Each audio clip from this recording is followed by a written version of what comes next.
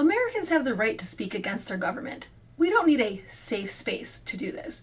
We can do this in the public square. Such speech is protected. Candidates for office can campaign in the public square. We see signs all over our highways, for example. Their campaigns can call you, they can send you mailers, they can hold town hall meetings, they can visit your business if you let them, or your community. Likewise with sitting government officials. They can give speeches in the public square.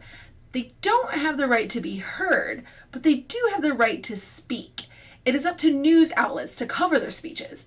They can call press conferences, but the press does not have to come. They can host events, invite people and organizations, etc., but no one has to come. The same can also be said of pastors and community organizers, leaders of clubs, sports teams, musicians, restaurant owners, just about anyone.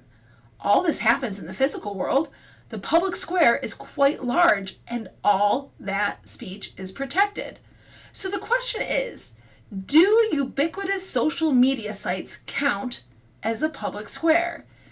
They are frequented by all those producing and consuming content, divided into smaller communities we choose to frequent or are invited to join or not.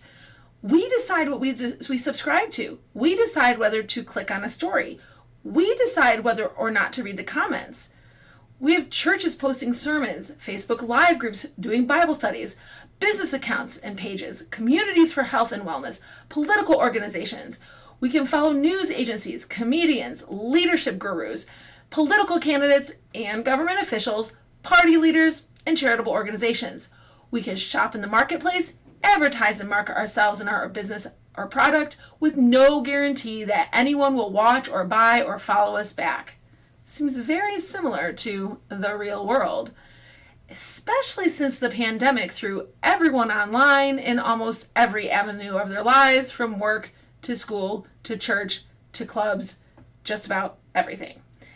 If these ubiquitous social media sites count as the public square, then shouldn't we be able to treat them as such? Share our ideas, create communities, speak freely, argue reasonably as we peacefully assemble?